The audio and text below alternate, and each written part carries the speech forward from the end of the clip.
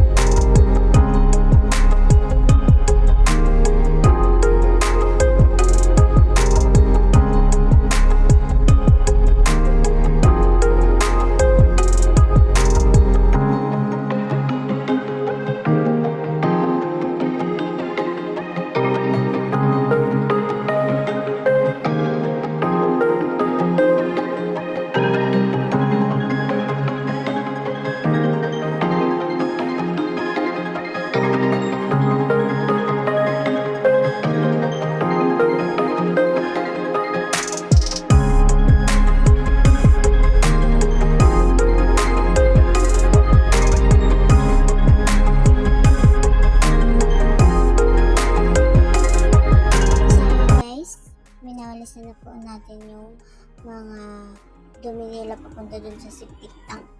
So, samahan niyo akong maglinis! So, ayan, napakainit ko dito sa amin. Diyos ko. Pero ngayon lang nag-init ha. Pero wag ka namang umulan. Araw-araw po natin yan nilinis ang baboy kasi marami po tayong mga kapitbahay dito. Siyempre, naaamoy nila. Okay lang yan para malinis at hindi naman masyado mabaho ang ating baboy. So, yun lang. Nag-asikaso pa ako sa aking baby kasi dumumi pa siya. Nakisabay pa.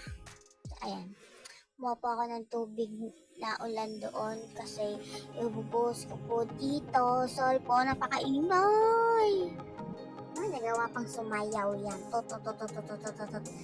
Ayan, tanggal lang ng pagod. So, ayan, yung septic tank namin. Marami pong chismosa dito. Sabi walang septic tank. Ipasok kita dyan. Gusto mo? Sakto ka dyan, te. Ayan.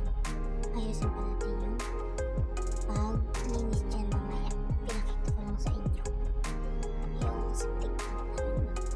Nasa dulo ko kami kaya yung mahirap. Minawalis pa. So, ayan. Malinis na aking pig-pig.